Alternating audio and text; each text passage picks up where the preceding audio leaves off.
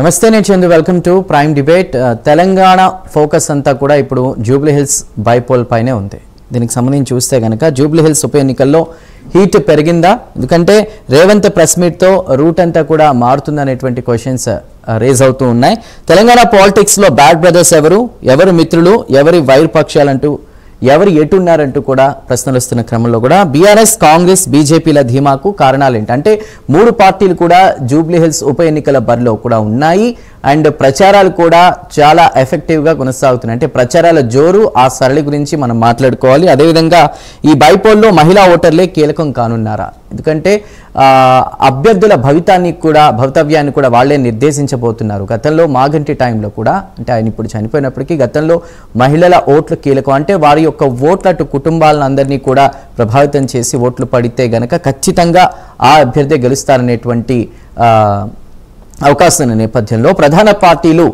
ఆమె కేంద్రంగానే మహిళా కేంద్రంగానే ప్రచార వ్యూహాలను కూడా రచిస్తున్నటువంటి పరిస్థితి కీలకమైన అతివుల ఆశీస్సులు గంపగుత్తుగా పొందగలిగితే తాము విజయం సాధించడం నల్లేరు మీద నడకే అని కూడా అభ్యర్థులు భావిస్తున్నటువంటి పరిస్థితి ఇక వారిని తమ వైపు తిప్పుకుంటే ఆయా కుటుంబాల్లోని ఓట్లు ఫుల్ ఫ్లెడ్జ్డ్ గా తమకే పడే అవకాశాలు ఉంటాయని కూడా బలంగా నమ్ముతున్నటువంటి పరిస్థితి పలుమార్లు ఎమ్మెల్యేగా ఉన్నటువంటి దివంగత మాగంటి గోపీనాథ్ విషయంలో అప్పట్లో మహిళల ఓట్లు కీలకంగా ఉన్నాయి మరి ఈ క్రమంలో బీఆర్ఎస్ అభ్యర్థి మాగంటి సునీత తన కుమార్తెలతో కలిసి నియోజకవర్గాంతా కూడా చుట్టేస్తున్నారు ఇది బీఆర్ఎస్ కి సంబంధించి అటు కాంగ్రెస్ అభ్యర్థి నవీన్ యాదవ్ సతీమణి తన భర్తకు విజయాన్ని చేకూర్చేందుకు నడుం బిగించారు ప్రచారాల పర్వాన్ని కొనసాగిస్తున్నారు ఇంటింటికి తిరుగుతూ గృహిణులను ఆప్యాయంగా పలకరిస్తూ ఇంటిల్లిపాది తమకే ఓటు వేయాలని అభ్యర్థిస్తూ ఉన్నారు ఇట అధికారంలో ఉంది కూడా కాంగ్రెస్ పార్టీనే ఇక అదేవిధంగా మరోవైపు బీజేపీ అభ్యర్థి లంకల దీపక్ రెడ్డి తమ పార్టీ మహిళా నేతలు కార్యకర్తలను రంగంలోకి దించి ధీటుగా ప్రచారం నిర్వహిస్తూ ఉన్నారు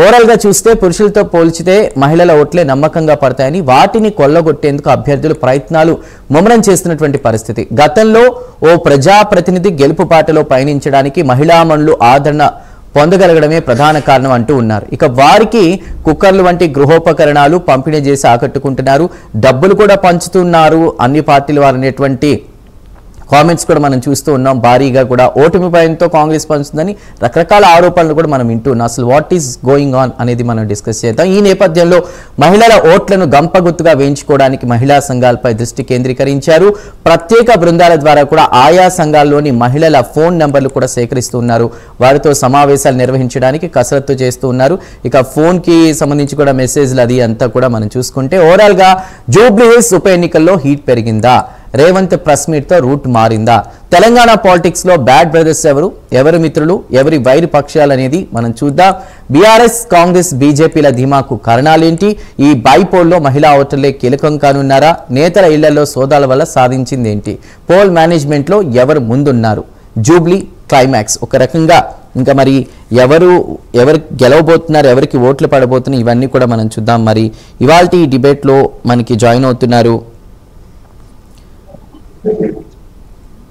ముందుగా మొహమ్మద్ న్యూమన్ గారు ఏఐసిసి నేషనల్ కోఆర్డినేటర్ న్యూమన్ గారు నమస్కారం welcome to the prime debate అదేవిధంగా కాంబోజ్ వెంకటేశ్వర్లు గారు బీఆర్ఎస్ అధికార ప్రతినిధి వెంకటేశ్వర్లు గారు నమస్కారం అదేవిధంగా ఉప్పల లక్ష్మణ్ గారు సీనియర్ జర్నలిస్ట్ మనకి జాయిన్ అయ్యారు లక్ష్మణ్ గారు నమస్కారం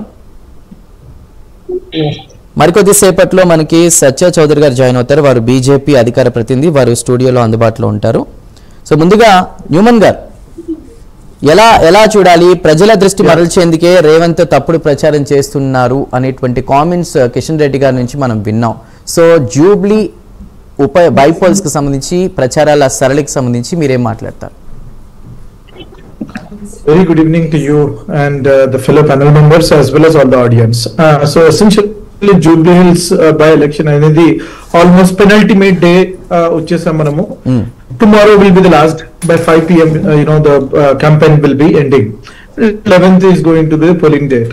సో ఎసెన్షియల్లీ ప్రతి ఒక్క పార్టీ మేము ఎట్లయినా గెలుస్తామని చెప్పేసి ధీమా వ్యక్తం చేస్తున్నారు కానీ 100% ప్రజల నుంచి విశేష స్పందన ప్రజలందరూ కాంగ్రెస్ పార్టీకి హస్తం గుర్తుకి ఓటు వేసి ఇక్కడ అభ్యర్థి అయినటువంటి వల్లాల నవీన్ యాదవ్ ని ఇక్కడ అత్యధిక మెజారిటీతో గెలిపించాలని సిద్ధంగా ఉన్నారు ఒక మైండ్ సెట్ అనేది ఆల్రెడీ క్లియర్ గా పెట్టుకున్నారు ఆ రోజు 11వ రోజు పొద్దున 7ంటికి 407 బూత్లలో ప్రతి ఒక్కరు ఇంటి నుంచి బయట ప్రతి ఒక్కరు హస్తం గుర్తు మీద ఓటేసి మా అభ్యర్థిని గెలిపించడానికి రెడీగా సిద్ధంగా ఉన్నారు. మహిళలు కానివ్వండి, యువకులు కానివ్వండి, వృద్ధులు కానివ్వండి, ప్రతి ఒక్క బస్తీ నుంచి మీరు చూస్తారు టకా టకా టకా అని గుర్తే అక్కడ నిద్రపోతున్నటువంటి కల్వకుంట్ల చంద్రశేఖరరావుకి ఎర్రవల్లి ఫామ్ హౌస్ లో వినబడుతుంది. అక్కడ నంది హిల్స్ ఉన్నటువంటి కల్వకుంట్ల తారక రామారావు గారికి వినబడుతుంది. గచ్చిబౌలిలో ఉన్నటువంటి హరీష్ రావు గారికి వినబడుతుంది. మీరు చూస్తారు 100% ప్రజలందరూ మాకు బలమైన నమ్మకం, విశ్వాసం, మాకు అత్యధిక మెజారిటీతో గెలిపిస్తారని చెప్పేసి నేను నవంబర్ 14వ తేదీన నేను మీకు మళ్ళొకసారి చెప్తున్నా 30,000 ఓట్ల మెజారిటీతో మా అభ్యర్థి నవీన్ యాదవ్ ఇక్కడ గెలవబోతున్నారు. ఒక్క ఓటు తగ్గకుండా 30,000 ఓట్ల మినిమం చెప్తున్నారు. 30,000 ఓట్లతో గెలవబోతున్నాము. బీజేపీ అనే దానికి డిపాజిట్లు కూడా రావు. వీళ్ళు ఎన్ని కుతంత్రాలు, ఎన్ని కుటిల ప్రయత్నాలు, ఎంత మా మీద ఫాల్స్ ప్రొపగండా చేద్దామని చేసి ప్రయత్నించినా సరే అక్కడ ప్రజలు మా మీద నమ్మకం పెట్టినారు. అక్కడ మా అభ్యర్థి నవీన్ యాదవ్ యువకుడు, అక్కడ పుట్టి పెరిగినటువంటి వ్యక్తి నవీన్ యాదవ్, అతనికి పేగుబంధం ఉంది. ప్రతి ఒక్కరితో మమేకమై ఇక్కడ అందరితో మాట్లాడేటువంటి వ్యక్తి నవీన్ యాదవ్. ప్రతి ఒక్కరికి యాక్సెసిబుల్ గా ఉన్నాడు, ప్రతి ఒక్కరికి అందుబాటులో ఉన్నాడు. ఆయనకున్నటువంటి ఎన్జిఓ ద్వారా ఇప్పటి వరకు దాదాపు 12 సంవత్సరాల్లో కొన్ని కోట్ల కొద్దీ ఆయన అక్కడ సంక్షేమ కార్యక్రమాలు చేసినాడు. నవయుగ అనే ఆయన ఎన్జిఓ ద్వారా నేను ఒకటే విషయం చెప్పదలుచుకుంటున్నా. మా ముఖ్యమంత్రి వర్యులు కానివ్వండి, మా మంత్రివర్గం అందరం కలిసేసేసి ఏదైతే మేము పనిచేసినామో ఇక్కడ ప్రజలు 14వ తారీఖున ఏదైతే తీర్పు ఇవ్వబోతున్నారో ఇక్కడ ఇద్దరు పార్టీలకి ఇద్దరు ఒకటేనండి. BRS and BJP they are on the both sides of the same coin. వాళ్ళు ఒకటే పార్టీ. వారే చెప్పారు, వారి ముద్దు బిడ్డ అనేటువంటి కల్వకుంట్ల కవిత గారు చెప్పారు బీఆర్ఎస్ ని తీసుకుపోయి బీజేపీలో మర్జ్ చేయడానికి ప్రయత్నిస్తారు అని చెప్పేసి. బామర్తుల మీద గొడవ బయటపడడం వల్ల అది న్యూస్ బయటికి వచ్చింది. లేకపోతే 100% వీరి vote transfer, BJP vote transfer మీరు చూస్తారు. 25,000 వచ్చినటువంటి ఓట్లు 2023లో ఆ ఓట్లు ఈ రోజు 10,000 కంటే కూడా తక్కువ వచ్చి వారికి డిపాజిట్ కోల్పోయి వారి బీజేపీ ఓట్ బ్యాంక్ మొత్తం బీఆర్ఎస్ కి ట్రాన్స్ఫర్ చేసినా సరే ఇద్దరు కలిసి మమ్మల్ని ఓడిద్దామని ప్రయత్నించినా సరే ఇక్కడ యువకుడు 100% నవీన్ యాదవ్ గెలుస్తాడని చెప్పేసి బలమైన నమ్మకం నాలో ఉంది. ఎందుకు గెలిపిస్తారో నేను మీకు చెప్తా. నేను 150 కోట్ల రూపాయలతో మేము అభివృద్ధి పనులకు ఇక్కడ శంకుస్థాపన చేసినాము. చాలా పనులు శ్రీనగర్ కాలనీలో మీరు చూసుకుంటే డెవలప్మెంట్ ఆల్రెడీ స్టార్ట్ అయిపోయినది. ఎన్నో ప్రాజెక్టులు మేము శంకుస్థాపన చేసి ఇనిషియల్ ఫేజ్ లో కొన్ని ఉన్నాయి, డెవలప్మెంట్ ఫేజ్ లో కొన్ని ఉన్నాయి, కొన్ని కంప్లీషన్ ఫేజ్ లో ఉన్నాయి. 100% ఈ యొక్క పనులని మేము కంప్లీట్ చేయాలి అని అంటే రాబోయేది 3 సంవత్సరాల్లో మేము అధికారంలో ఉండబోతున్నాము. దానితో పాటు ఇంకో 2 పర్యాయాలు అంటే 10 సంవత్సరాలు మొత్తం కలిపి 13 సంవత్సరాలు మేము అధికారంలో ఉండబోతున్నాం. కాబట్టి ప్రజలు ఈ డెవలప్మెంట్ అనేది కంటిన్యూటీగా పెట్టడానికి 100% మాకు ఓటేస్తారని చెప్పేసి మాకు బలమైన నమ్మకం ఉంది.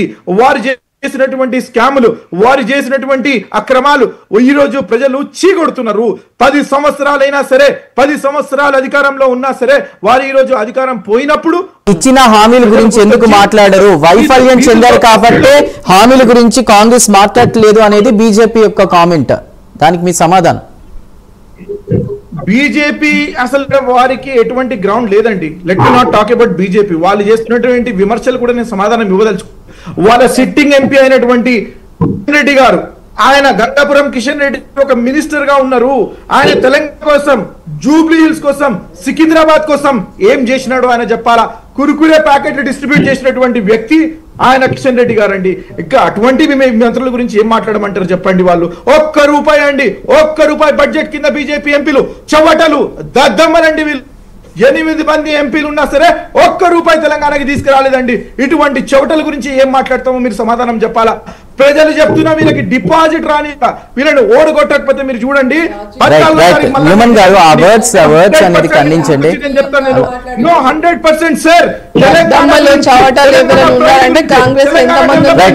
అలాంటి పదాలు వద్దండి. రాజకీయ భాష నేర్చుకుంటే రాజకీయ భాష తెలిస్తేనే గౌరవంగా విమర్శించగలిగితేనే సత్య గారు పదాలు ఉపయోగించొద్దండి, గౌరవంగా మాట్లాడదాం, డిబేట్ లో గౌరవప్రదంగా మాట్లాడుకుందాం. న్యూమన్ గారు ప్లీజ్. ఐఎమ్ సారీ, నేను ఒకటే మాట చెప్తున్నాను. వారు తెలంగాణ గురించి ఏం చేసిండ్రో చెప్పమని చెప్పండి. వారు ఇది లాస్ట్ టైం సపోర్టింగ్ మినిస్టర్ కింద సెంట్రల్ మినిస్టర్ ఉన్నారు, ఈసారి ఫుల్ క్యాబినెట్ ప్రాంతాన్ని మినిస్టర్ గా ఉన్నారు. ఏం చేస్తారో వారు చెప్పాలా. వారు మాకు ఉన్నటువంటి తెలంగాణ బైఫర్కేషన్ లో ఉన్నటువంటి ఐటీఐఆర్ ప్రాజెక్ట్ కోసం ఆయన ఏమైనా చేసినాడా? కాజీపేట్ రైల్ ఫ్యాక్టరీ కోసం ఆయన ఏమైనా చేసినాడా? బయ్యార ముక్కు ఫ్యాక్టరీ గురించి ఏమైనా చేసినాడా? ట్రైబల్ యూనివర్సిటీ గురించి ఏమైనా చేసినాడా? బడ్జెట్ లో ₹1 తీసుకొచ్చినాడా? మహానుభావుడైనటువంటి కిషన్ రెడ్డి సమాధానం చెప్పాలా. ఆయన నియోజకవర్గం, ఆయన సికింద్రాబాద్ నియోజకవర్గం అయినటువంటి ఈ నియోజకవర్గంలో ఏం చేసిండని చెప్పేసి ఓట్ల కోసం వస్తున్నారు. 38% బీఆర్ఎస్ కి 2023లో వస్తే వారికి పార్లమెంట్ ఎలక్షన్ రాగానే 15%కి పడిపోతుందండి. 23% ఓట్లు బీఆర్ఎస్ యొక్క ఓట్లు బీజేపీకి ట్రాన్స్ఫర్ అయ్యి వీరు జుగల్బందీ కింద తోడు దొంగల్లాగా బీఆర్ఎస్ బీజేపీని వారు ఒకరికొకరు సపోర్ట్ చేసుకుని లిక్కర్ రాణి అయినటువంటి కల్వకుంట్ల కవిత గారిని తీహార్ జైలు నుంచి బయటకు తీసుకురావడానికి వీరు ఒప్పందం ప్రకారం పనిచేసిండ్రండి. తెలంగాణ ప్రజలు మొత్తం చూస్తున్నారు ఈ కుటిల రాజకీయాల. మాట్లాడదాం సచి గారు. టు బీఆర్ఎస్ బీజేపీ కుమ్మక్కైందని కాంగ్రెస్ అంటుంటే, బీజేపీ వాదన చూస్తే కాంగ్రెస్ బీఆర్ఎస్ కుమ్మక్కైంది అంటున్నారు. అంటే ఈ క్లైమాక్స్కి వచ్చిన ఈ స్టేజ్లో ప్రచారాల పర్వం ఎలా ఉన్నా కూడా ఈ కామెంట్స్ మీరు ఏ విధంగా చూస్తారు? నేను ఒకటే చెప్తున్నా అండి, ఓడిపోతూ ఏదంటారు కదా, కింద పడ్డ చెయ్యి నాదే అనేది ఎవరైనా ఉన్నారంటే బీఆర్ఎస్, ఈరోజు కాంగ్రెస్. ఈరోజు గతంలో మనం తీసుకుంటే నిన్న రేవంత్ రెడ్డి గారు ప్రెస్ మీట్ చూసి ఒక కిషన్ రెడ్డి గారిని కానర్ చేస్తున్నాడు. కిషన్ రెడ్డి గారి గురించి ఎందుకు మీరు అంత భయపడుతున్నారు? బీజేపీ ఎమ్మెల్యేలు అంటే ఎందుకు భయపడుతున్నారు? బీజేపీ ఎంపీలు అంటే ఎందుకు భయపడుతున్నారు? ఇది కేవలం ఒక బై ఎలక్షనే. ఒక దాదాపు మనం చూస్తే తెలంగాణలో ఎలాంటి వాతావరణం మీరు తీసుకొస్తున్నారు? ఒక రాష్ట్రంలో ఉన్నటువంటి ముఖ్యమంత్రి అయినటువంటి రేవంత్ రెడ్డి గారు గౌరవపరంగా మాట్లాడాల్సింది, ఒక రాజకీయ భాషను వాడాలి. అలాంటివన్నీ కూడా పక్కన పెట్టి నోటికొచ్చినట్టల్లా అన్పార్లమెంటరీ వర్డ్స్ మాట్లాడడం ఎంతవరకు ఆయనకి మంచిది? ఒకటే నేను సూటిగా అడుగుతున్నా, మీరు 6 గ్యారెంటీలు ఈరోజు ఈ జూబ్లీస్ లో ఎందుకు ముందుకు తీసుకెళ్లట్లేదు? పనికిమాలని ముచ్చట్లు ఎందుకు చెప్తారు? అసలు పనికిరానివన్నీ ముందుకు ఎందుకు తీసుకొస్తున్నారు? సెంట్రల్ గవర్నమెంట్ తీసుకొచ్చినటువంటి పథకాలని మీరు పేర్లు మార్చుకుని స్టిక్కర్లు మార్చుకుని ఎందుకు ప్రచారం చేశారు? రైతులు ఈరోజు పండించుకున్న పంట నేలపాలయ్యి వర్షాల పాలైతే వాళ్ళకి మినిమం తారుబన్లు కూడా ఇవ్వకుండా ఈరోజు రైతు సమస్యలన్నీ పక్కన పెట్టి తెలంగాణకు ఒక జూబ్లీన్స్ కేర్ ఆఫ్ అడ్రస్ అనగా ఈరోజు రేవంత్ రెడ్డి గారు ప్రెస్ మీట్ ఎందుకు నడిపించారు? ఈరోజు రేవంత్ రెడ్డి గారికి కేవలం కిషన్ రెడ్డి అంటే ఎందుకు భయం అవుతుంది? ఈరోజు కిషన్ అన్న అంటేనే ఎందుకు భయపడుతున్నాడు? కిషన్ అన్న ఈరోజు ఎవరితోటి విరోధం పెంచుకొని ఒక మంచి వ్యక్తిని ఈరోజు మీడియా ముందుకు తీసుకొచ్చి ఎందుకు మాట్లాడుతున్నావు? ఒక్క క్వశ్చన్ అడుగుతున్నా, నేను మాట్లాడేటప్పుడు ఎవ్వరు రావద్దు ప్లీజ్. అండ్ ఇంకోటి, జూబ్లీస్ బై ఎలక్షన్ లో బీఆర్ఎస్ కాంగ్రెస్ అన్నది ఇద్దరు ఒకటన్నది ఆ వర్గం ప్రజలకు తెలుసు, లోపల ఉన్న స్లమ్ ఏరియా అందరికీ తెలుసు. 10 ఏళ్లలో ఈ మహానుభావుడు ఏం చేశాడు, ఈ వచ్చిన 2 ఏళ్లలో ఈ మహానుభావుడు ఏం చేశాడు అన్నది జూబ్లీస్ ప్రజలు పిలిచి ఒక డిబేట్ పెడితే ఈరోజు నిజంగా రేవంత్ రెడ్డి గారి అక్రమ పాలన అన్నది బయటకు వస్తుందన్న భయంతో ఈరోజు బీజేపీ మీద బట్టగాల్చి మీద చేసేలాగా రేవంత్ రెడ్డి గారు మాట్లాడుతున్నారు. కేవలం కిషన్ రెడ్డి గారి మీద ఎందుకు మాట్లాడుతున్నారు? మీరు చేసిన అభివృద్ధి ఉంటే నిజంగానే 6 గ్యారెంటీలు ఇచ్చారంటే ఈరోజు మీరు ఉచిత బస్సు పెట్టి ఎంతమంది మహిళలను రోడ్డు మీదకి తీసుకొచ్చారు, ఎంతమంది గృహిణులను ఈరోజు చుట్లు పట్టుకొని కొట్టుకునే పరిస్థితి మీరు తీసుకొచ్చింది కాదా? ఈరోజు జూబ్లీస్ లో నాలాలు పొంగిపోయి బైకులు కొట్టుకుపోయి కార్లు కొట్టుకుపోయి పేదవాడు, ఈరోజు జూబ్లీస్ లో ఉన్నది పేదవాడు ఉన్నవాడే కాదు, మధ్య తరగతి వాళ్ళు కూడా ఉన్నారు. ఈరోజు చదువుకుని విద్యార్థులు ఉన్నారు, చిన్న ఉద్యోగాలు చేసుకుని బతికే మిడిల్ క్లాస్ వాళ్ళు ఉన్నారు. వీళ్ళందరూ బాగోగులు ఎన్నడన్నా రేవంత్ రెడ్డి ఇంటింటికి వెళ్ళి ప్రచారం చేసిట? ఇంటింటికి వెళ్ళి వాళ్ళ సుఖ దుఃఖాలు కలుసుకున్నాడా?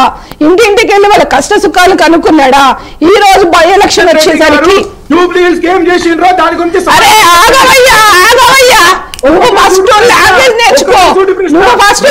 నేర్చుకో, డిబేట్ లోకి వచ్చినప్పుడు లాంగ్వేజ్ నేర్చుకో.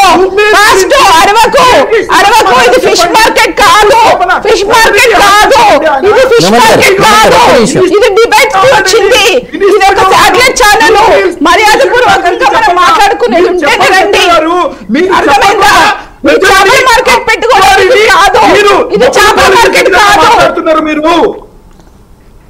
రైట్ ఓకే నెక్స్ట్ మీరు ప్రజల మధ్యలో మీరు రెచ్చగొట్టే ప్రయత్నం ఏదైతే చేస్తున్నారో ప్రజలు నమ్మరండి.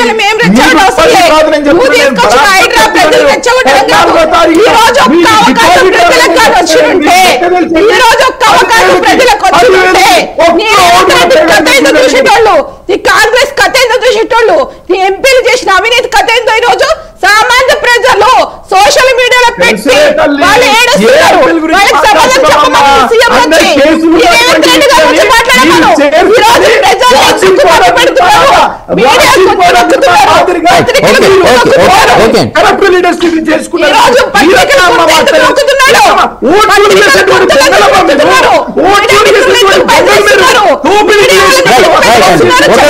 మాట్లాడదాం. హ్యూమన్ గారు ప్లీజ్ సత్య గారు, అది కాదు అంటే అన్ని పార్టీలు కూడా ధీమాతో ఉన్నాయి, బీజేపీ ధీమా ఏంటి? నేను ఈ రోజు బీజేపీ విధానము 60 కోట్లకు సీట్ అమ్ముకున్నది రేవంత్ రెడ్డి గారు కాదా చెప్పమనండి.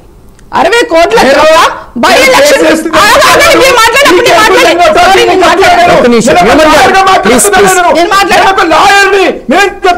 మీ మీద కేసు వేస్తా నేను చెప్తున్నా. నేను మీరు ఇటువంటి బేబునియాద ఆరోపణలు చేస్తే you be ready to face the notice నేను చెప్తున్నా. నేను ఎట్లా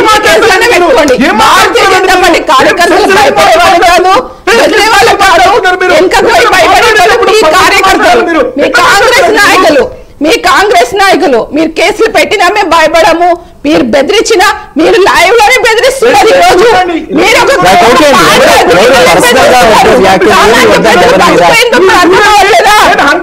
నోటీస్ పంపిస్తాను మీకు. అదే ఎందుకు పంపిస్తారు?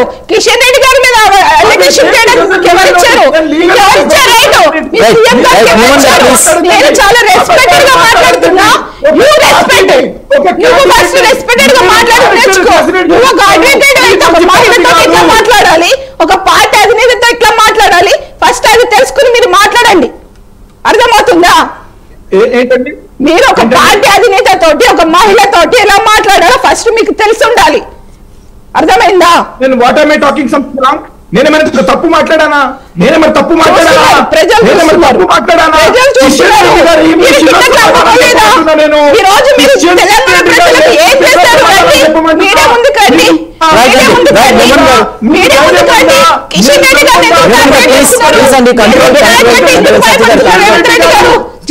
Zero budget తీసుకొచ్చిందండి.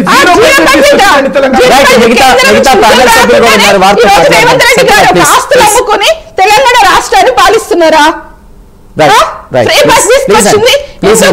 ఈ రోజు ప్రజలు ఎంతమందిని ప్రాణాలు తీయలేదు, ఎంతమంది విద్యార్థులు ప్రాణాలు తీయలేదు ఫ్రీ బస్ అని పెట్టి. దాని వల్ల ఈ రోజు కావాల్సింది ఏంటి? తెలంగాణ ప్రజలకు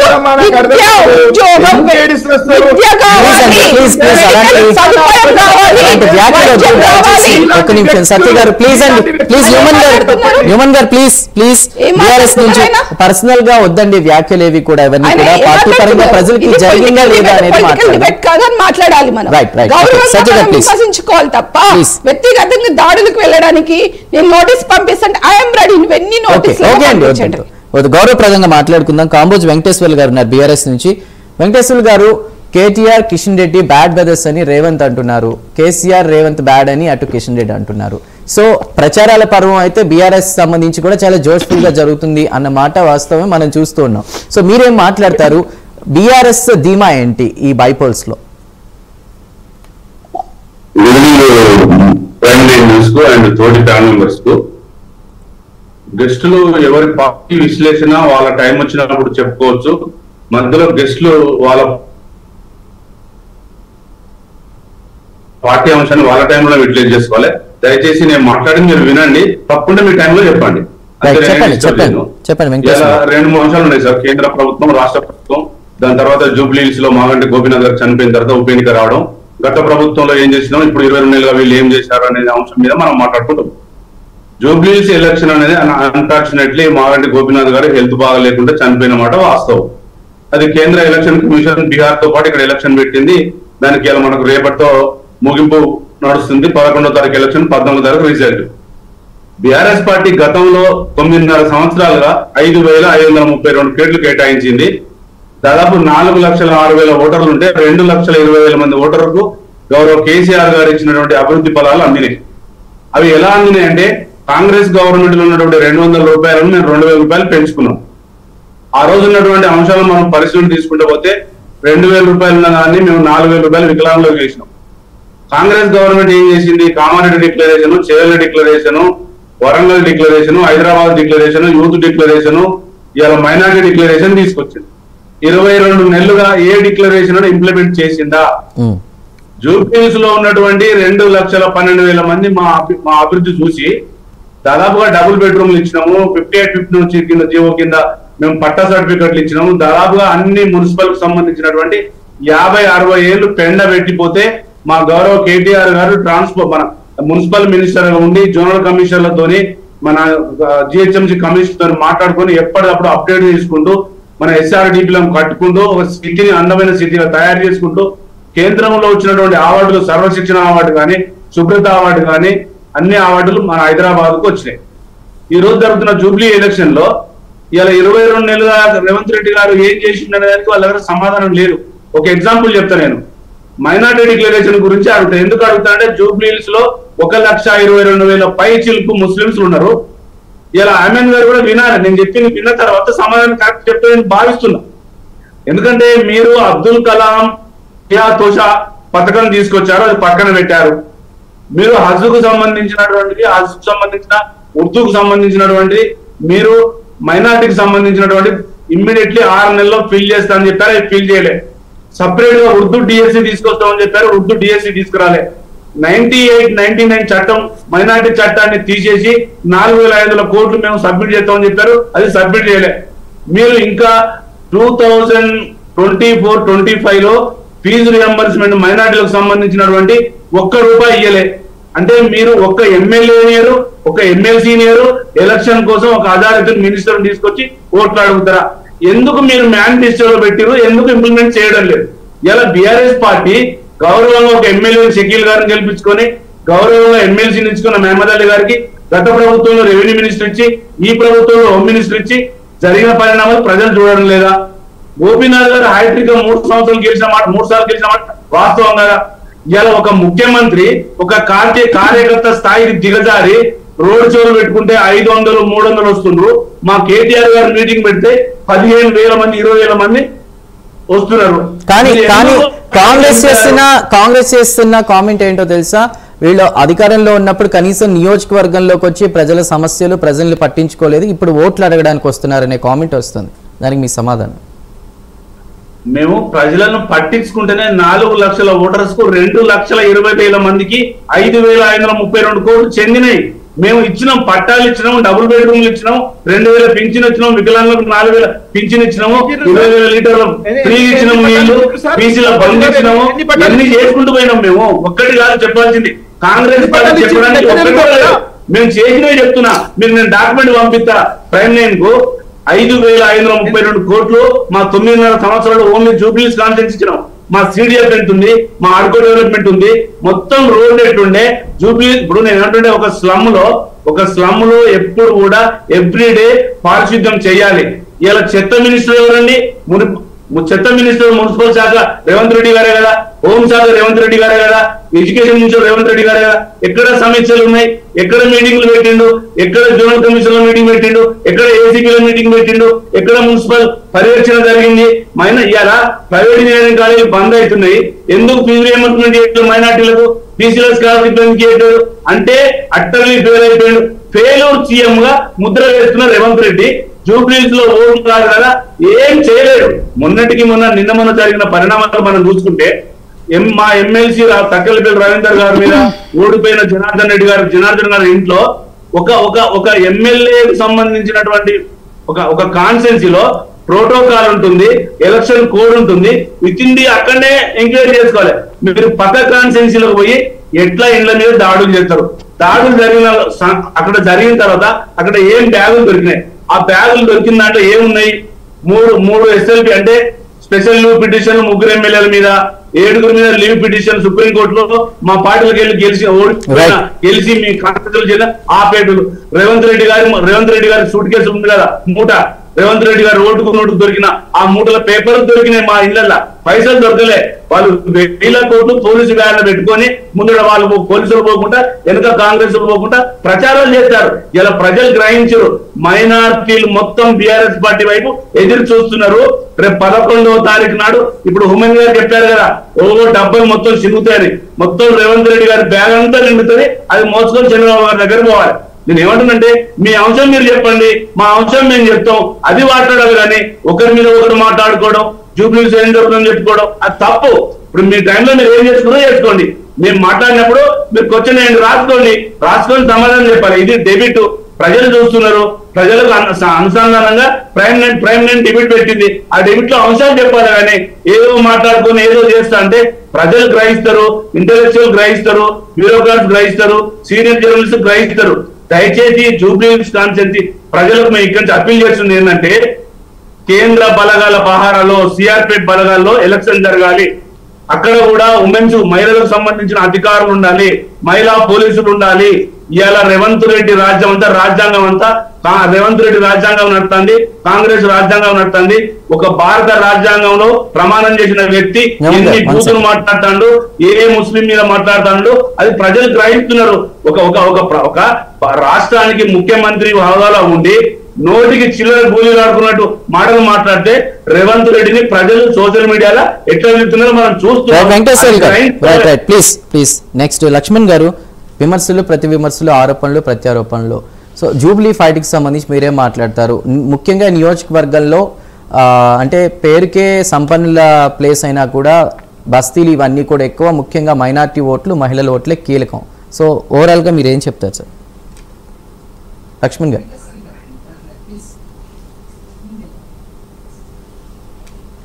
మ్యూట్ తీసి మాట్లాడండి. లక్ష్మణ్ గారు. హుబ్లీ నియోజకవర్గంలో ఆంధ్ర ఓటర్స్ కూడా బాగా మంచి శాతంలో ఉన్నారు.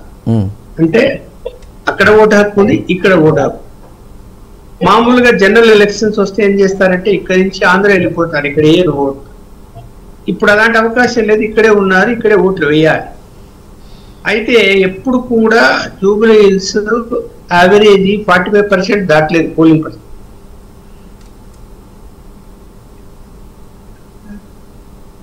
రైట్ ఫ్రీజ్ అయింది. సత్య గారు చెప్పండి, ఈ ప్రచారాల పర్వం ఇదంతా మనం చూసినా కూడా అక్కడ మహిళా ఓటర్లే కీలకంగా ఉన్నారు, దానికి సంబంధించి మీరు ఏం మాట్లాడారు? ఈరోజు మహిళా ఓటర్స్ దగ్గరికి మనం వెళ్తే కనుక వాళ్ళ బాధలు కానీ, ఎందుకంటే మేము డోర్ టు డోర్ క్యాంపెయినింగ్ చేస్తున్నాం. అవును, మేము ప్రతి ఒక్కళ్ళం కూడా మాకున్నటువంటి ఆర్ఎస్ఎస్ కావచ్చు, మా బీజేపీ కార్యకర్తలు కావచ్చు, వేరే రాష్ట్రాల నుంచి, వేరే జిల్లాల నుంచి కూడా లక్ష్మణ్ గారు ఫ్రీజ్ అయింది, ఒక్క నిమిషం. ఈరోజు వేరే జిల్లాల నుంచి కూడా సస్తనంగా కార్యకర్తలు వచ్చి జూబ్లీస్లో పనిచేస్తున్నటువంటి సందర్భం మనం చూస్తున్నాం. ఎందుకంటే ఈరోజు మీరు చూడండి, జూబ్లీస్ అన్నది ధనికులు ఉన్నదే కాదండి, ఇండస్ట్రియల్సే కాదు, అక్కడ మిడిల్ క్లాస్ వాళ్ళు ఉన్నారు. అక్కడ ఎంత మిడిల్ క్లాస్ ఉందంటే, మీరు ఈరోజు మనం సర్వే చేస్తే 82 కావాలంటే 40% మనము ఈరోజు మిడిల్ క్లాస్ వాళ్ళకి కనిపిస్తారు మనకి. ఎందుకంటే ఎక్కడెక్కడ నుంచి వచ్చిన వాళ్ళందరూ ఇక్కడ ఉన్నారు. గతంలో మనం చూసుకుంటే ఏపీ తెలంగాణ విడిపోయిన ముందు ఏపీ నుంచి ఇక్కడికి వచ్చి తెలుగు ఇండస్ట్రీ కావచ్చు, ఇప్పుడు ఉన్నటువంటి మన ఇండస్ట్రీస్ కావచ్చు, ఇవన్నీ కూడా జూబ్లీస్కి ఆధారంగానే ముడిపడి ఉంది ఒక నియోజకవర్గంలో. అట్లాంటి నియోజకవర్గాలు మనం వస్తే ప్రతిసారి ఎండాకాలం వచ్చినా, వర్షాకాలం వచ్చినా, చలికాలం, ఏ కాలం వచ్చినా కూడా ఏ నాయకుడు అక్కడ డెవలప్మెంట్ అన్నది ఈ రోజు వరకు చేయలేదు. మనం చూస్తే ఈరోజు అండర్ గ్రౌండ్ డ్రైనేజ్ వ్యవస్థ మనం చూస్తే చిన్న వర్షం పడితే జూబ్లీస్లో ఎంతమంది ఈరోజు ప్రాణము పోగొట్టుకున్నారో మనం చూసినాం. షేక్పేట నాలా దగ్గర పరుపులు వేసుకొని పిల్లలు, మగపిల్లలు, విద్యార్థులు నీళ్ళలోకి బొర్లాడినటువంటి వీడియోస్ మనం చూడలేదా? రేవంత్ రెడ్డి గారు చూడలేదా? మన మీడియా మిత్రులకు తెలియదా? నేను ఒకటే అడుగుతున్నా, జూబ్లీస్లో ఉన్న మహిళలందరూ కూడా ఈరోజు భాజపా అంటే వాళ్ళు ప్రాణాలు ఇవ్వడానికి వస్తున్నారు. మేము వేస్తామన్న ఓటు మీరు చెప్పైనా చెప్పకొని ఈరోజు బీజేపీ మాకు కావాలి. ఎందుకంటే గతంలో మనం చూసుకుంటే, ఇప్పటికి చూసుకుంటే బీజేపీ అభివృద్ధి కావచ్చు, బీజేపీకి పెరిగినటువంటి రాష్ట్ర సంఖ్యలు కావచ్చు, మేము తీసుకున్నటువంటి రాష్ట్ర విజయాలు కావచ్చు, మా ఎంపీలు కావచ్చు, మా ఎమ్మెల్యేలు కావచ్చు, మేము ప్రతిరోజు ఓటమికి గెలుపుకి సంబంధం లేకుండా ప్రజల్లోనే పనిచేస్తున్నాం. ఏ రాత్రి డోర్ కొట్టినా ఈరోజు కిషన్ రెడ్డి గారి మీద ఇన్ని ఎలిగేషన్స్ వేస్తున్నారు కదా, ప్రతి ఒక్క మహిళ బీజేపీ ఆఫీస్కి వస్తే ఆయన ఇంత పనిలో ఉన్నా తింటున్నా కూడా ఆయన సమాధానం చెప్పి ఆ సమస్యకు పరిష్కారం చేసినటువంటి సందర్భాలు నేను నా కళ్ళారా చూశానండి. ఎందుకంటే బీజేపీలో మీరు చూడండి, బీజేపీ మా నాయకులు ప్రతి ఒక్కళ్ళు ఎమ్మెల్యేలు ఎంపీలు అందరూ కూడా జూబ్లీ ఎలక్షన్ జరగక ముందు కూడా ప్రతి ఒక్క నాయకుడు అందుబాటులో ఉండేలాగా మేము చర్యలు తీసుకున్నాం. ప్రతి ఒక్క ఎమ్మెల్యే, ప్రతి ఒక్క ఎమ్మెల్సీ, ప్రతి ఒక్క ఎంపీ అందరూ కూడా ప్రతిరోజు వచ్చి అక్కడ 4-5 గంటలు, పొద్దున 10 గంటల నుంచి సాయంత్రం 5 గంటల వరకు ప్రతి నాయకుడు అందుబాటులో ఉన్నారు. ఇదే పద్ధతి ఏ పార్టీలోనైనా కనిపించిందా? కేవలం బీజేపీ పార్టీలోనే కనిపించింది. ఈరోజు ఇంటింటికి లంకల్ దీపక్ రెడ్డి గారికి మేము ఓట్ వేయండి అని మేము అడుగుతుంటే మీరు చెప్పవసరం లేదు మేడం, మేము వేస్తాము, దీపక్ రెడ్డి మాకు ఏం చేస్తాడో తెలుసు, దీపక్ రెడ్డి ఎన్నిసార్లు మాకు ఇక్కడ ఎంత హెల్ప్ చేస్తాడో మాకు తెలుసు. జూనియర్ ఆర్టిస్టుల దగ్గర నుంచి తీసుకుంటే సీనియర్ ఆర్టిస్టుల దగ్గర తీసుకుంటే అక్కడ ఉన్నటువంటి చిన్న చిన్న ఉపాధి చేసుకున్నారు ప్రతి ఒక్కరు కుటుంబ పాలన అవినీతి అనేది మిగతా పార్టీలకు ఉంది, మా పార్టీకి ఎలాంటి అవినీతి ఆరోపణలు లేదండి. ఇంకొకటి ఏంటంటే ఈరోజు తెలంగాణ ప్రజలు బీజేపీకి బ్రహ్మరథం పడుతున్నారు. ఈరోజు బీజేపీకి మీరు గతంలో చూసుకుంటే 2 సీట్లకే పరిమితమైనటువంటి బీజేపీ, నరేంద్ర మోడీ గారి యొక్క నాయకత్వము ఈరోజు ఎన్ని రాష్ట్రాలలో మా బీజేపీ అన్నది పాలన కొనసాగుతుంది. చిన్న ఎక్కడ అవినీతి ఆరోపణలు కానీ ఎక్కడ కుటుంబ హలో ఇదే మీరు మాట్లాడినప్పుడు మేము మాట్లాడలేదు. హలో మీకు ఫస్ట్ డిబేట్ చేసే ఒక పద్ధతి మీకు తెలుస్తుంది. హలో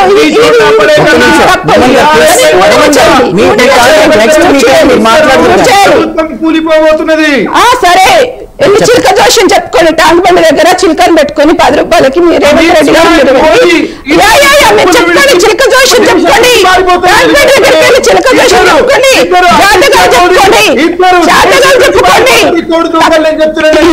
మీరు చూస్తారు, మీరు భారత రాజ్యాంగాన్ని తూట్లు పడుస్తూ వీళ్ళు అధికారంలోకి వస్తున్నారు, అధికారంలోకి వస్తున్నారు. ఇది మంచి పద్ధతి కాదు. దేశంలో భారత రాజ్యాంగంలో ప్రజాస్వామ్యం ఉంది. ఈ ప్రజాస్వామ్యాన్ని తూట్లు పొడుస్తూ హర్యానాలో కానివ్వండి, మహారాష్ట్రలో కానివ్వండి, సూటిగా ఒక ప్రశ్న, ఓట్ చోరీ జరిగిందని చెప్తూ ఉన్నారు. ఇప్పుడు హర్యానా ఎలక్షన్స్ తర్వాత ఎందుకు ఆ విషయం బయటకు రాలేదు? ఇప్పుడు ఈ ఎలక్షన్స్ ముందుకు, బీహార్ ఎలక్షన్స్ ముందు అది ఎందుకు బయటకు వచ్చింది? అండ్ వన్ మోర్ థింగ్, ఒక నియోజకవర్గంలో ఎంతమంది ఓటర్లు ఉంటారు, వాళ్ళ డోర్ నెంబర్స్ ఏంటి అనేది క్లియర్ కట్ గా అక్కడ ఉన్నటువంటి పార్టీకి సంబంధించిన కార్యకర్తలకు వాళ్ళకి తెలుస్తుంది. అప్పుడు తెలియలేదా? ఇప్పుడే ఎందుకు తెలుస్తుంది? Very good question. Thank you so much for this question. Okay, then I can answer this with all the responsibility. Okay, I am part of the team. It is called the Team Eagle. Okay, నేను కర్ణాటకలో elections జరుగుతున్నప్పుడు, parliament elections జరుగుతున్నప్పుడు Bengaluru central లో Mansoor Ali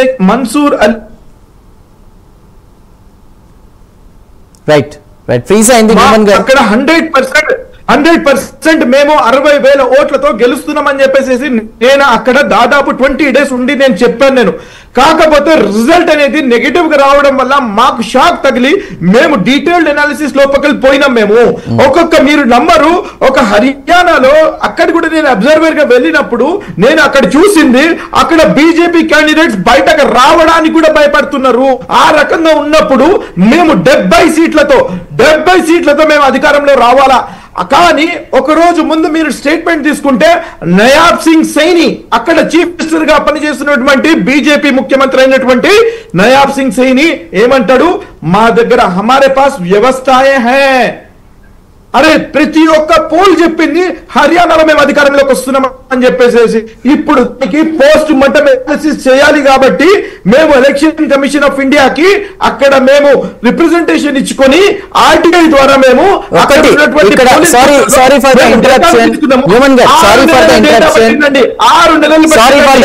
Neumann గారు 3 వ్యవస్థలు గురించి మనం మాట్లాడకూడదు అంటే సుప్రీంకోర్టు చెప్పింది. మీరు గతంలో కాంగ్రెస్ ఈవీఎంలు అని కూడా అంది, ఈవీఎంల గురించి మాట్లాడద్దండి. సో ఎలక్షన్ కి సంబంధించిన కమిషన్ కావచ్చు, లేదంటే టీకాస్ కి సంబంధించింది కావచ్చు, లేదంటే జనాలకి సంబంధించిన జనాభా లెక్కలకు సంబంధించి కావచ్చు, అవునన్నా కాదన్నా భారతదేశంలో కొంచెం ఫుల్ ఫ్లెడ్జెడ్ గా వర్క్ చేస్తుంది. ఈ వ్యవస్థల గురించి ప్రతి వ్యవస్థని కూడా రాహుల్ కాంగ్రెస్ కి సంబంధించి బ్యాట్ చేస్తున్నారంటూ బీజేపీ వాళ్ళు ఆరోపణ చేస్తున్నారు. ఆరోపణలు మీరు ఎలా తీసేస్తారు? అవును, నేను చూసానండి. These people have taken all the central agencies into their hands. ఇదే అంటున్నానండి, ప్రజాస్వామ్యాన్ని కాపాడాల్సిన అవసరం ఉంది. ఫ్రీ అండ్ ఫెయిర్ ఎలక్షన్ జరగాల, ఎలక్ట్రల్ రోల్స్ అనేది ట్రాన్స్పరెంట్ గా ఉండాలా, ఎలక్ట్రల్ రిజిస్ట్రేషన్ ఆఫీసర్స్ అనేవారు రిప్రజెంటేషన్ ఆఫ్ పీపుల్ యాక్ట్ కి అనుగుణంగా వాళ్ళు పని చేయాలా. Section 17 section 18 ఏమంటుందండి? సెక్షన్ 17 లో ఒకటి కంటే ఇంకో ఓటు ఉండాల్సిన అవసరం హక్కు లేదు. రెండోది, ఒక కాన్స్టిట్యుయెన్సీలో రెండో ఓట్ల కంటే ఎక్కువ ఉండకూడదు. ఆర్టికల్ 324 ఆఫ్ ఇండియన్ కాన్స్టిట్యూషన్ ఏమంటుందండి? ఎలక్షన్ కమిషన్ కి అపరిమిత అధికారాలు లేవని చెప్పేసి చెప్తుందండి. వారికి 3 డ్యూటీస్ ఉన్నాయండి. సూపర్విజన్ చేయాలా, డైరెక్ట్ చేయాలా, కంట్రోల్ చేయాలా. ఈ మూడింటి కంటే కూడా వారు ఇంకో పని కూడా చేస్తున్నారు, విచ్ ఈస్ కరప్షన్. మీరు చూడండి, CEC chief election commissioner, categorical గా నేను చెప్తున్నాను మీకు, చీఫ్ ఎలక్షన్ కమిషనర్ జ్ఞానేష్ గారి బిడ్డ ఒక ఐఏఎస్ ఆఫీసర్, వారి అల్లుడు ఒక ఐఏఎస్ ఆఫీసర్.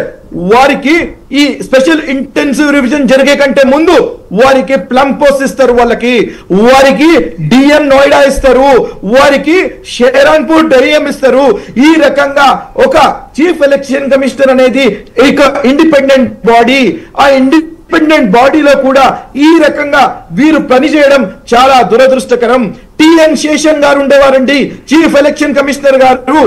వారు చేసినట్టు ఎలక్షన్స్ కండక్ట్ చేయాలా, వారు ఒక ప్రెసిడెంట్ సెట్ చేశారు, దాని ప్రకారం పనిచేయాలా. అంతే వీరు ఈ రకంగా పనిచేయడం చాలా బాధాకరం. నేను ఒకటే మాట అంటున్నానండి, ఎవరండి ఈమా? ఈ బ్రెజిలియన్ ముద్దుగుమ్మ ఎక్కడి నుంచి వచ్చిందండి?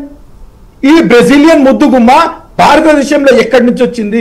రోహింగ్యాలు ఉన్నారు, బంగ్లాదేశీలు ఉన్నారు, పాకిస్తానీలు ఉన్నారు, ఇంకా ప్రతి ఒక్కరు, ఇరాకీలు ఉన్నారు, ఇరానీలు ఉన్నారు, కువైతీలు ఉన్నారు, సౌదీ వాళ్ళు ఉన్నారు.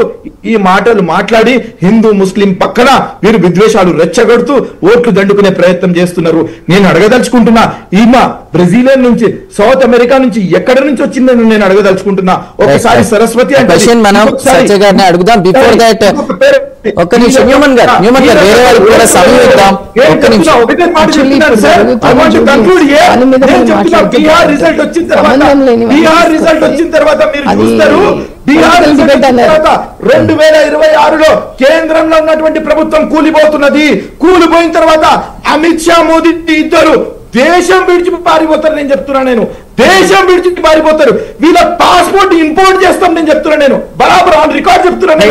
రెస్పాన్సిబిలిటీ నేను చెప్తున్నాను. పాస్పోర్ట్ ఇంపోర్ట్ న్యూమన్ గారు ప్లీజ్ లక్ష్మణ్ గారు చెప్తున్నారు. బాగుంది, వెరీ గుడ్. ఒక నిమిషం లక్ష్మణ్ గారు చెప్పండి. అంటే ఈ జూబ్లీస్ బైపోల్స్ మీద ఎన్నికల గురించి మాట్లాడుకుంటున్నాము. మొత్తం అన్ని రాజకీయాలు మాట్లాడుకుంటే సమయం సరిపోదు, ఎవరికి టైం కూడా జరుగుతుంది. ఇప్పుడు జూబ్లీహిల్స్ లో ఇక్కడ ఆంధ్ర ఓటర్స్ ప్రభావం ఉంది, ప్లస్ ముస్లిం ఓటర్స్ ప్రభావం ఉంది. ఈ రెండు చాలా ఇంపార్టెంట్. అవును. ఇప్పుడు ఆంధ్ర ఓటర్స్ ఏంటి, ఎవరైతే బిఆర్ఎస్ పార్టీ అభ్యర్థి ఆమె ఉన్నదో ఆమె సామాజిక వర్గానికి చెందిన కూడా ఎక్కువ శాతం మంది ఉన్నారు అక్కడ. ప్రతిసారి ఏం జరుగుతున్నది, ఎందుకు 45% దాటడం అంటే, ఈ ఎన్నికలు, జనరల్ ఎన్నికలు వస్తే ఇక్కడ వాళ్ళందరూ ఆంధ్రకి వెళ్ళి అక్కడ ఓట్లు వేసుకునేవాళ్ళు, ఇక్కడ పర్సెంటేజ్ తగ్గి. ఈసారి అలా ఉప ఎన్నిక ఎవరు అక్కడికి వెళ్ళే అవకాశం లేదు, ఇక్కడే ఉంటారు. అయితే ఇంట్లోని బయటకు వచ్చి ఓట్లు సహజంగా క్యూలు చూసుకుంటారు, ఏదో ఉంటారు, కాలక్షేపం చేస్తూ ఉంటారు.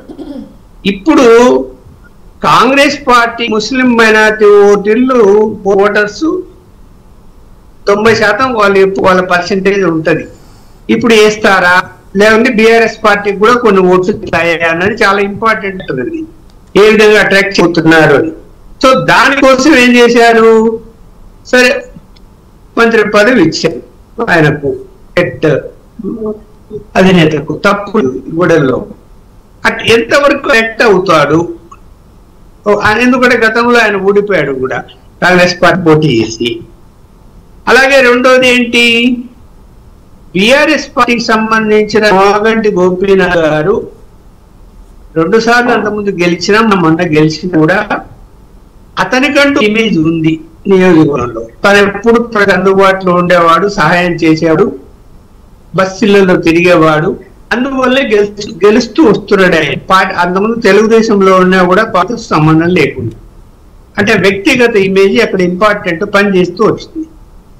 ఇప్పుడు ఆ సింపుల్ ఆమెకు వైపు మల్లుతుందా? ఈ ఆంధ్ర ఓటర్స్ సామాజిక వర్గాలు మొత్తం బయటకు వచ్చి లేస్తారా? వీటిని బట్టి గెలుపులు ఆధారపడి ఉంటది. అందువల్ల ఇక్కడ సరే అన్ని సర్వేలు బీఆర్ఎస్ పార్టీ అభ్యర్థికి మొగ్గు చూపుతూ ఇచ్చిన మనం చూస్తున్నాం, పత్రికల్లో వచ్చి అన్నట్లు చాలా కూడా వచ్చాయి. ప్రెస్ మీట్ ఎఫెక్ట్ ఎలా ఉండబోతుంది? రేవంత్ గారు ప్రెస్ మీట్ ఎఫెక్ట్ ఎలా ఉండబోతుంది? రేవంత్ రెడ్డి గారు నిన్న ప్రెస్ మీట్ పెట్టారు. సరే, అభివృద్ధి విషయం వాళ్ళు ఏం చేశారని కేటీఆర్ పెట్టాడు. 700 కోట్ల పైగా అన్ని అభివృద్ధి కార్యక్రమాలు చేశాం అక్కడ అని చెప్తున్నారు. అది కూడా స్లమ్స్ ఏరియాలో.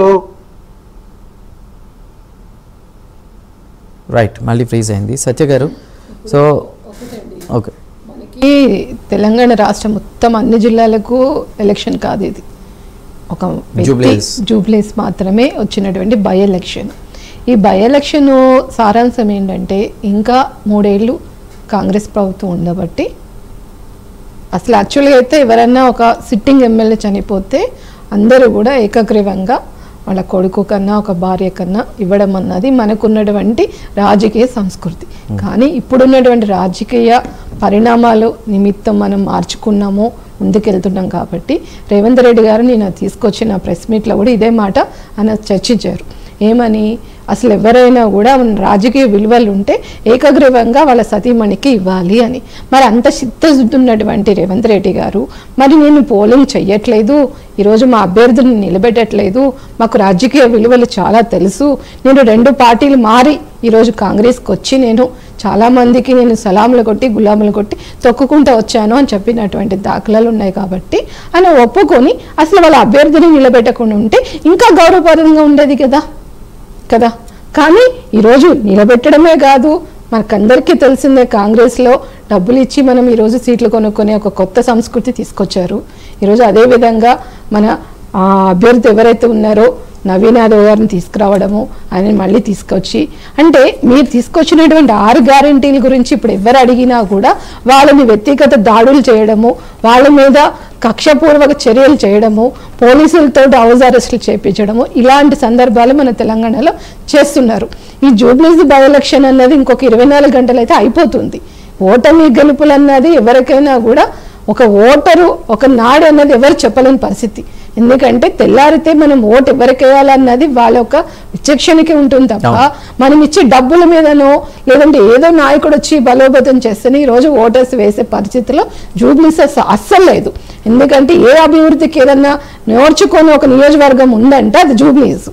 ఇంతమంది మారినా కూడా ఈరోజు మనం చూస్తే జూబ్లీస్లో జరిగినటువంటి అవినీతి కావచ్చు, జూబ్లీస్లో ఉన్నటువంటి నిర్లక్ష్యపు పాలన కావచ్చు, జూబ్లీస్లో ఉన్నటువంటి పేదవాళ్ళు కావచ్చు, అదేవిధంగా ఎంతోమంది ఇండస్ట్రీస్ కావచ్చు, మా తెలుగు ఫిలిం ఇండస్ట్రీ కావచ్చు, ఇలాగ మనం మాట్లాడుకుంటా పోతే చాలా ఉంటుంది చాంతాడంతా. కానీ ఈరోజు మహిళా ఓట్లు అన్నది బయటకు వచ్చి వేయడానికి మహిళలు కంకణం కట్టుకుని ఉన్నారండి. ఈరోజు నేను ఓపెన్గా ఛాలెంజ్ చేస్తున్నా, మహిళా ఓటు అన్నది ఈరోజు బీజేపీకి ఎంత శాతం పెరుగుతుందో మీరే చూడండి. ఓటమి గెలుపుతోటి సంబంధం లేకుండా పార్టీ నాయకులు కావచ్చు, అభ్యర్థి కావచ్చు, అదే నియోజకవర్గాన్ని పట్టుకుని వేలాడుతూ ప్రజల సమస్యల గురించి మాట్లాడుతూ ప్రజలకు ఏ సమస్య వచ్చినా ఆది రాత్రి కానీ 24 గంటలు పనిచేస్తుంది ఎవరన్నా అంటే బీజేపీ కార్యకర్తలు, బీజేపీ క్యాండిడేట్. అక్కడ దీపక్ రెడ్డి గారు మనం చూసాం, అమ్మవారి గుడి పగలు కొట్టినప్పుడు కావచ్చు, ఏ సందర్భం వచ్చినా, ఏ బాధలు వచ్చినా, ఏ కష్టం వచ్చినా దీపక్ రెడ్డి గారు అక్కడ నిలబడుతున్నారు. ఈరోజు మాకు ఓటమి గెలుపుతో మాకు సంబంధం లేదు, మేము ప్రతిసారి బై ఎలక్షన్ కు మేము నిలబడాలి. మనం తీసుకుంటే మీరు మాట్లాడినప్పుడు మిమ్మల్ని ఓవర్టేక్ చేయలేదు, ఒక్క నిమిషం మీరు మాట్లాడినప్పుడు మిమ్మల్ని నేను డిస్టర్బ్ చేయలేదు, నేను మిమ్మల్ని డిస్టర్బ్ చేయలేదు, నేను మాట్లాడినప్పుడు మిమ్మల్ని నేను డిస్టర్బ్ చేయలేదు. నేను మిమ్మల్ని డిస్టర్బ్ చేయలేదు. ఇది పద్ధతి కాదు. ఇది రాజకీయ డిస్కషన్ చేసేటప్పుడు ఇది పద్ధతి కాదు. మీకు రాజకీయంగా మీకు ఒక రాజకీయ డిబేట్ ఎలా చేయాలో మీకు తెలిస్తే టీవీల ముందు రండి, మీడియా ముందు కనిపించాలని మీరే కూర్చోండి.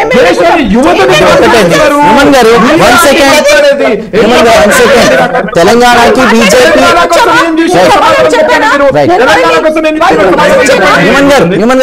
పొలిటికల్ డిస్కషన్ అండి, ఇదేమో మీకు మాకు జరుగుతుంది కాదు.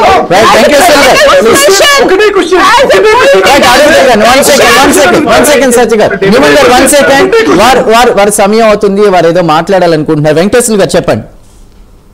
ఇప్పుడు టైం మొత్తం వాళ్ళకే ఇచ్చేసే, మాకు టైం ఫస్ట్ 3 minutes ఇచ్చారు, మొత్తం 60 minutes. అండి వన్ బై వన్ ప్లీజ్ చెప్పండి వెంకటేశ్వర గారు.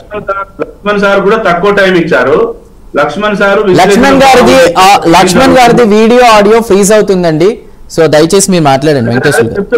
అదే ఇప్పుడు లక్ష్మణ్ గారు విశ్లేషణ జూబ్లీహిల్స్ కాన్స్టిట్యున్సీలో ఏమేమి జరుగుతున్నాయి, ఓట్ బ్యాంక్ ఎక్కడ ఎవరుంది, ఏం జరుగుతుంది అనేది విశ్లేషించాడు. ప్రజల మధ్యలో ఎవరున్నారు, కాంగ్రెస్ ఏం చేసింది, బీఆర్ఎస్ ఏం చేసింది, బీజేపీ ఏం చెప్తుంది అనేది సరే సార్ మా టోన్ బ్రీజ్ అయింది. ఇప్పుడు మా బీఆర్ఎస్ అంశం ఏంటంటే, ఇప్పుడు 4,06,000 ఓట్ల మందికి ఇప్పటిదాకా 23 months లో ఈ ఓటర్స్ కు ఏమైనా కాంగ్రెస్ పార్టీ గవర్నమెంట్ ఏమైనా బెనిఫిట్ చేసిందా, ఏమన్నా 2,500 మహిళలకు ఇచ్చిందా, లేకపోతే స్కూటీలు ఇచ్చిందా, లేకపోతే ఏమైనా గ్యాస్ సిలిండర్లు ఇచ్చిందా, లేకపోతే వికలాంగులకు 6,000 ఇచ్చిందా, ఏమన్నా ఇందిరమ్మ ఇండ్లు ఇచ్చిందా, ఇవి చెప్పకుండా ఏదో ఎక్కడో స్టేట్మెంట్ ఇవ్వడం అనేది భావ్యంగా ఉండదు. నేను ఏమంటున్నానంటే, ఓట్లు అడగండి, అన్ని పార్టీల వాళ్ళు వాళ్ళ అంశాలు మేనిఫెస్టోలో పెట్టినటువంటి కండిషన్స్ మీద ఓట్లు అడగడానికి వెళ్తారు.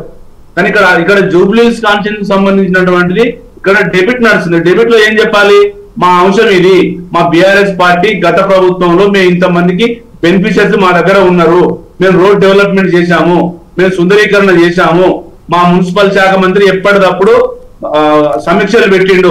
మరి మీ మున్సిపల్ శాఖ మంత్రి ఎవరు, మీ ఎడ్యుకేషన్ మినిస్టర్ ఎవరు, మీ హోమ్ మినిస్టర్ ఎవరు, ఇవాళ మైనార్టీల డిక్లరేషన్ ఏం చేశారు, అవి అడగకుండా ఇవాళ నేను ఏమంటున్నానంటే 25,000 మంది చౌదరి ఓటర్స్, దాదాపు 30,000 మంది ఎస్సీ ఓట్లు, 15,000 మంది ఎస్టీ ఓట్లు, 1,54,000 మంది బీసీ ఓట్లు, 1,20,000 మంది ఓట్లు మొత్తంలో గత ప్రభుత్వంలో 2023 ఎలక్షన్ జరిగినప్పుడు గౌరవ్ గోపీనాథ్ గారు 38% ఓట్లు పోలైతే దాంట్లో 8,000 మెజార్టీతో గెలిచారు. ఇలా ఉప ఎన్నిక కాబట్టి ఎక్కడ ఎలక్షన్ లేవు కాబట్టి దగ్గర నుండి అందరూ 45%, 50% పోల్ కావడానికి ఆస్కారం ఉంది. దాంట్లో పోల్ అయిన దాంట్లో హైయెస్ట్ మెజార్టీ టిఆర్ఎస్ పార్టీకి రావడానికి ఆస్కారం ఉంది. అంటే 12 నుంచి 15,000 మెజార్టీ ఈజీగా వస్తుంది. ప్రతి 407 బూతులల్లా ఎక్కడెక్కడ ఏం జరుగుతుంది, దొంగ ఓట్లు ఏమున్నాయి, ఎవరెవరు ఏం చేసిండు అనేది క్లుప్తంగా మా బీఆర్ఎస్ కార్యకర్తలు పరిశీలిస్తున్నారు. మేము గవర్నమెంట్ ఎలక్షన్ కమిషన్ కూడా అప్పీల్ చేస్తున్నాము. మీరంతా కాంగ్రెస్ రాజ్యాంగం నడుస్తుంది, మీరు పోలీసులతో కుమ్మైకే పైసలు పంచుతున్నారు. మేము ఏమంటున్నాం అంటే బిఎస్ఎఫ్ జవాన్ల మధ్యలో, సిఆర్పిఎఫ్ జవాన్ల మధ్యలో, మహిళా అధికారుల మధ్యలో ఎలక్షన్ జరగాలి. మొత్తం రాజ్యాంగం అంతా రేవంత్ రెడ్డి ఆడ ఊకొని చేస్తాడు. ఒక రేవంత్ రెడ్డి కార్యకర్తల స్థాయిలో వచ్చి గల్లీ గల్లీ తిరుగుతాడు. ఆయన పట్టించుకున్న నాలుగు లేరు. ఒక ముఖ్యమంత్రి స్థాయిలో ఉన్న వ్యక్తి కండిషనల్ గా అందరికి వర్క్ ఇవ్వాలి. కానీ ఆయన మాట ఎవరు ఉండదు కాబట్టి ఆయనే వచ్చి ప్రచారం చేస్తాడు. ఆయనే కార్యకర్త, ఆయనే లీడరు, ఆయనే ఎంపీ, ఆయనే ఎమ్మెల్యే, ఆయనే ముఖ్యమంత్రి. కానీ ఆయన ఫేక్ ముఖ్యమంత్రి అయిపోయాడు. కాంగ్రెస్ పార్టీ వాళ్ళు ఆయన మాట ఎవరు వినట్లేదు. నేను ఏమంటున్నానంటే, మీరు ఎన్ని ప్రమాణాలు చేసినా, ఏం చేసినా, మీరు ఒక్క ఛాన్స్ అడిగినా, 10 ఛాన్స్లు అడిగినా ప్రజలు చూస్తున్నారు. మీకు ఛాన్స్ ఇవ్వడానికి ఆస్కారమే లేదు. ఇక్కడ పోల్ అయిన దాంట్లో ఎక్కువ పర్సెంటేజ్ పోల్ బీఆర్ఎస్ పార్టీకే అవుతాయి. ఇలా 2వ లీడింగ్ లో బీజేపీ ఉంటుంది, 3rd లీడింగ్ కాంగ్రెస్ వెళ్తుంది. అది జరగమెళ్ళిన సత్యము. మొన్నటిదాకా మొన్న మీకు జరిగినటువంటి అన్ని సర్వేలు చూసుకోండి. దాదాపు 6-7 సర్వేలు జరిగినాయి. ఆ సర్వేలలో మీరే చూసుకోండి. సర్వే వాళ్ళని కూడా నవీన్ బెదిరిస్తున్నాడు, దొంగ సర్వే చేసుడు, వాళ్ళ సంగతి చూస్తా వాళ్ళని చంపేస్తా అని. పార్లమెంటరీ వ్యవస్థలో ఎవరి పని వాళ్ళు చేసుకుంటూ పోతారు. బెదిరింపులు ఇక్కడ ఒక అంశం చూద్దాం. గతంలో మాగంటి గారి టైంలో అటు బీఆర్ఎస్ కి ఎంఐఎం మద్దతు ఉంది. అవునన్నా కాదన్నా మైనార్టీల ఓట్లు కీలకం, మహిళా ఓట్లు కీలకం. ఇప్పుడు కాంగ్రెస్ కి వారి మద్దతు ఉంది. దానికి సంబంధించి మీరేమంటారు? ఇప్పుడు నేను ఏమంటానంటే, పోయినసారి ఎలక్షన్ జరిగినప్పుడు 96,000 మైనార్టీ ఓట్లుండే. 96,000 మైనార్టీ ఓట్లలో జరిగిన ఓటు 42,000 పోలైనాయి ముస్లింస్. 42,000 లో 27,000 మాకు బీఆర్ఎస్ పార్టీకి వచ్చినాయి. ఇప్పుడు ఆ స్థాయిలో మాకు పడతాయి. నేను ఏమంటున్నా, మైనార్టీ మొత్తం ఓట్లు మొత్తం గుత్త వాళ్ళే పడాయి. అట్లా అనుకుంటే ఎంఐఎం కు 42,000 వచ్చినాయి. నవీన్ గారు ఎంఐఎం, ఇలా నవీన్ గారు ఏ పార్టీ? ఎంఐఎం పార్టీయే కదా. అంటే అరువు తెచ్చుకున్నాడు కాంగ్రెస్ వాళ్ళు. నవీన్ యాదవ్ గారిని అరువు తెచ్చుకుని నిలబెట్టారు. కాంగ్రెస్ పార్టీకి అభ్యర్థి ఎవరున్నారు? ఇస్తే అజారుద్దీన్కి ఇవ్వాలి. అజారుద్దీన్ టికెట్ ఇవ్వాలంటే అక్కడ క్యాండిడేట్ లేడు. కాబట్టి నవీన్ యాదవ్ గారిని అరువు తెచ్చుకొని అడ్డకు తెచ్చుకొని చేయి గుర్తు మీద నిలబెట్టారు. చేయి గుర్తు మీద నిలబెట్టుకుంటే అంత మైనార్టీలు ఓట్లు వేస్తారో వేయరు. మైనార్టీలో తీవ్ర వ్యతిరేకత ఉంది కాంగ్రెస్ పార్టీకి. ఇలా మైనార్టీలో ఓటు శాతం మొత్తం బీఆర్ఎస్ కే వస్తుంది. వాళ్ళకు సారీ ముబారక్ ఇయ్యలే, పండుగ తోఫాలు ఇయ్యలే, చీరలు ఇయ్యలే, రంజాన్ పండుగకు గిఫ్టులు ఇయ్యలే. అసలు మొత్తం మైనార్టీల ఆటో 167 మంది ఆటో ఆత్మహత్యలు చేసుకుంటే హైయెస్ట్ ముస్లింస్ ఉన్నారు హైదరాబాద్ లో. ఓకే, లక్ష్మణ్ గారు వచ్చారు, వారితో కూడా మాట్లాడదాం. లక్ష్మణ్ గారు, ప్రచారాలకు వస్తున్న ప్రజల్ని బేస్ చేసుకుని ఓట్లు పడతాయని అనుకోవాలంటే రేవంత్ గారు ప్రచారానికి వెళ్తే తక్కువ మంది వస్తున్నారు, కేటీఆర్ గారు వెళ్తే ఎక్కువ వస్తున్నారు అంటున్నారు. ఆ ఎఫెక్ట్ ఏమన్నా ఓట్లలో పడుతుందా ఎన్నికల్లో? ఇప్పుడు జనాలు వస్తున్నారా, జనాన్ని తీసుకొస్తున్నారా? రాజకీయ పార్టీలు జనాన్ని తీసుకొస్తున్నాయి. హైదరాబాద్ లో వస్తున్నారని కరెక్ట్ కాదు.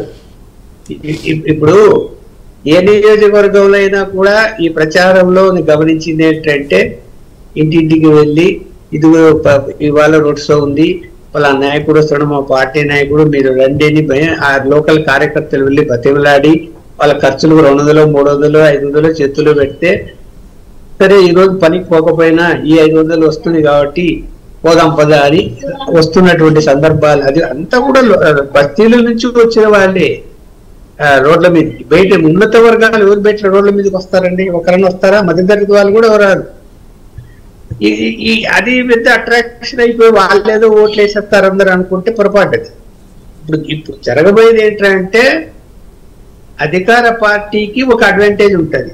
ప్రజలు ఏమనుకుంటారు, అధికార పార్టీ ఎమ్మెల్యే వస్తే మనకు ప్రయోజనం ఉంటుంది, ఏదైనా చేసి పడతారని ఆలోచించే వాళ్ళు ఉంటారు. రెండోది, అధికార పార్టీకి ఈ పోలీస్ మేనేజ్మెంట్ కానీ లేకపోతే పోల్ మేనేజ్మెంట్ కానీ అవకాశాలు ఎక్కువ ఉంటాయి. ఇక్కడ నగరం అని మనం అనుకుంటున్నాం కానీ నగరంలోనే రీసైక్లింగ్ జరగలేదా? పోయినసారి పార్లమెంట్ ఎలక్షన్స్ లో నా పోలింగ్ కేంద్రంలోనే నేను లేటుగా 3:30 గంటలకు వెళ్తే రీసైక్లింగ్ జరుగుతున్నది. సో ఏ పార్టీ అని నేను చెప్పదలుచుకోలేదు, రీసైక్లింగ్ జరుగుతున్నది. పోలీసులు అక్కడ 2 కానిస్టేబుల్ కూడా లేరు. ఒక కానిస్టేబుల్ లోపల కూర్చున్నాడు, ఒక కానిస్టేబుల్ కూడా బయటకు పోయిందంట. వాళ్ళు నిలబెట్టుకున్నారు, నేను లోపల వేస్తున్నాను, మళ్ళీ ఈ చేసినతనే మళ్ళీ లోపలికి వచ్చారు. అక్కడ ఏజెంట్లు ఏ పార్టీ వాళ్ళు ఉన్నారో తెలియదు, 2 కూర్చోన్నారు. ఇలాంటి పరిస్థితులు ఒకటి ఎట్లా అరికట్టగలుగుతారు ఇప్పుడు అనేది చూడాలి. రెండోది, డబ్బులు పంచటం. వీళ్ళు 1000 రూపాయలు పంచితే ఇంకొక పార్టీ 2000 పంచుతాడు. ఇప్పుడు అధికార పార్టీ వాళ్ళు పంచకుండా ఈ రాజకీయ పార్టీలు మేము డబ్బే పంచమని అభ్యర్థులకు చెప్పి పంచకుండా ఆపమని చూద్దాం.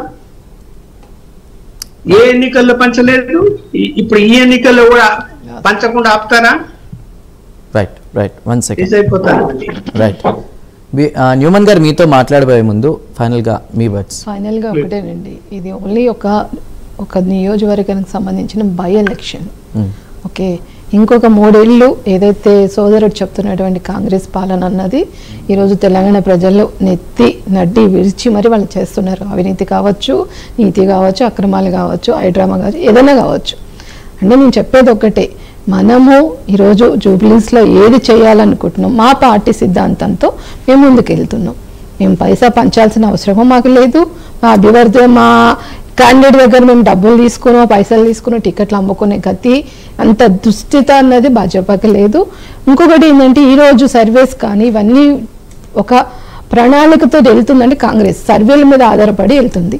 ఇంకొక విషయం మనం చెప్పాలంటే, డబ్బులు ఎన్ని గనము కాంగ్రెస్ వాళ్ళ కార్లలో కావచ్చు, వాళ్ళ ఇళ్లలో కావచ్చు, ఎంతమంది సోదాలు జరిగితే ఈరోజు మనం మీడియా ఛానల్స్ ఒకసారి మనం చూస్తే కనుక మనం చూడవసరం లేదు. జూబ్లీస్ ప్రజలు చూస్తున్నారు, ఈరోజు తెలంగాణ ప్రజలు చూస్తున్నారు. ఏ పార్టీ నేతల ఇళ్లలో డబ్బులు దొరికినాయి, ఏ పార్టీ నేతల ఇళ్లలో సోదాలు జరుగుతున్నాయి అన్నది ప్రజలందరూ గమనిస్తున్నారు. ముఖ్యంగా ఈరోజు జూబ్లీస్ ప్రజలు మహిళా ఓట్లు మనం తీసుకుంటే గనక ఈరోజు వాళ్ళకున్నటువంటి ఒక ఆకాంక్ష ఏంటంటే హిందూ పార్టీ కావచ్చు, ముస్లిమ్స్ పార్టీ కాకుండా హిందూ తత్వంతో ఈరోజు అన్ని పార్టీలను కలుపుకొని అన్ని మతాలను కులాలను ఒక ఏకగాటిగా తీసుకొచ్చినటువంటి ఏకైక పార్టీ మా భాజపా. ఈరోజు మా భాజపా, మా దీపక్ రెడ్డి గారు ఎంతో కృషి చేస్తున్నారు, ఎంతో శ్రమ చేస్తున్నారు. ప్రతి ఒక్క పేదవాడు ఇంటింటికి వెళ్ళి వాళ్ళ కష్ట సుఖాలు తెలుసుకుంటున్నారు. అదేవిధంగా మా కిషన్ అన్న కానీ ఎవరైనా మమ్మల్ని ఎన్ని విమర్శలు చేసినా కూడా మేము చిరునవ్వుతోటి మేము ముందుకెళ్తున్నాము. ఓటర్స్ దగ్గర నుంచి మేము వెళ్తున్నాము. ఇది నేను చెప్పదలుచుకుంది. రైట్. అంటే ఇందాక మీరు డబ్బులు కూడా విచ్చలవిడిగా పంచుతుంది కాంగ్రెస్ అన్నారు. న్యూమన్ గారు ఫైనల్ గా మీ కన్క్లూజన్ ఏంటి? ఓటమి నేను చెప్పట్లేదు, పత్రికలు చెప్తున్నారు, మన మీడియాలు చెప్పిస్తున్నారు, పోలీసు వాళ్ళే పట్టుకుంటున్నారు కదండి. పోలీస్ అనేది ఇప్పుడు తెలంగాణ రాష్ట్రంలో పోలీస్ వ్యవస్థ అనేది ఒక పార్టీ కాదు.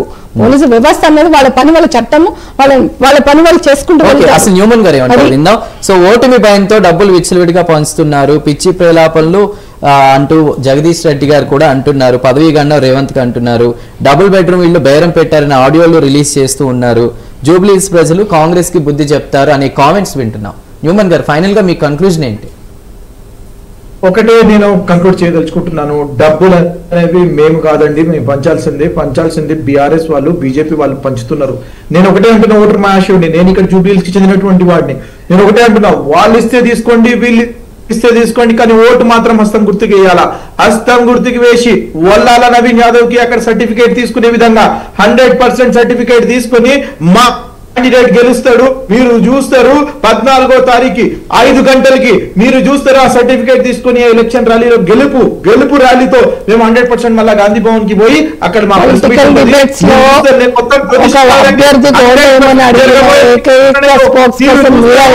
క్యాండిడేట్ అభివృద్ధికి ఓటేసి డెవలప్మెంట్ ఓటేస్తారు, సానుభూతికి ఓటేయరు. ఇప్పుడే 2-4 మాట్లాడారు, కాంగ్రెస్ పార్టీకి ఓటేయాలంటారు.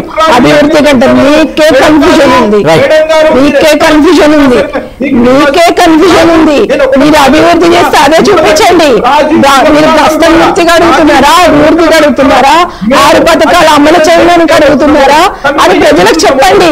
జూబ్లీస్ లో మీరు ఉన్నారు కదా, జూబ్లీస్ లో ఎంతమంది శ్రమలో ఉన్నారు, ఎంతమందికి ఇల్లు వచ్చింది, ఎంతమందికి ఇల్లు రాలేదు, ఎంతమందికి ఆ విచక్షణ మీ దగ్గర లేదు.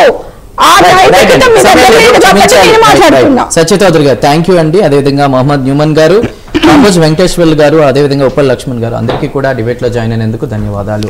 జూబ్లీహిల్స్ నియోజకవర్గంలో మైనార్టీల ఓట్లతో పాటు మహిళా ఓట్లు అభ్యర్థుల భవితవ్యాన్ని నిర్దేశించనున్నాయి. సో ఏ పార్టీకి ఆ పార్టీ ధీమాతో ఉన్నారు, మేం గెలుస్తామని కూడా ప్రచారాల పర్వం కూడా ఆ సరళి కూడా అలాగే కొనసాగుతుంది. ఏదైనా ఒక క్లైమాక్స్కి వచ్చేసింది. ఏం జరుగుతుంది ఏందనేది వెయిట్ చేసి చూద్దాం 14వ తారీఖు. ఇది వాళ్ళ prime debate. Keep watching prime news.